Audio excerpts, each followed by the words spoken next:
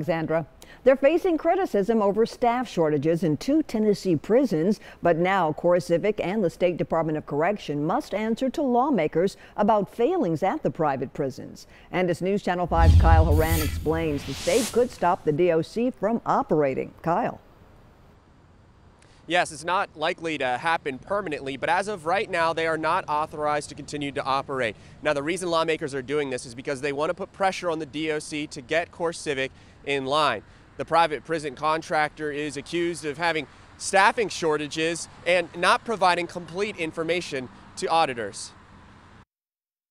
When you got only half the rosters you requested from Trousdale, you were only requesting a sample of the overall rosters for staffing. Is that correct? That is correct. For Tennessee Department of Correction, they're having to answer for the staffing shortfalls of private prison contractor CoreCivic.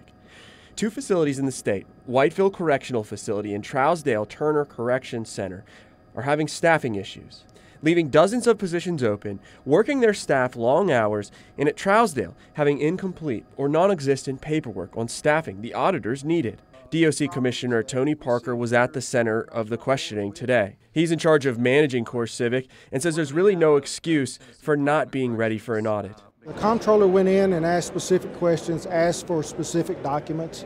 As I said in the hearing, there's a manner of preparation that you should be ready for those kind of questions and provide documents. But hiring in prisons across the country is hard, no matter the facility. There's not just one cause. There's not one reason it's difficult to hire staff today. It's a multitude of issues that we have to face, not only in Tennessee, but across the country. But for those familiar with the facility, the problems run much deeper. Right after he had turned 19, he was convicted. Like Casey Wilson, whose husband has been in prison for 25 years on murder charges, she says are false. It is by far the worst prison I have ever witnessed. She says the problems go beyond staffing. She's waited hours to visit her husband, and there is so little to do. Inmates tend to get restless. They're not only making a decision that affects the people that are inside there, they are making decisions that affect people out here also.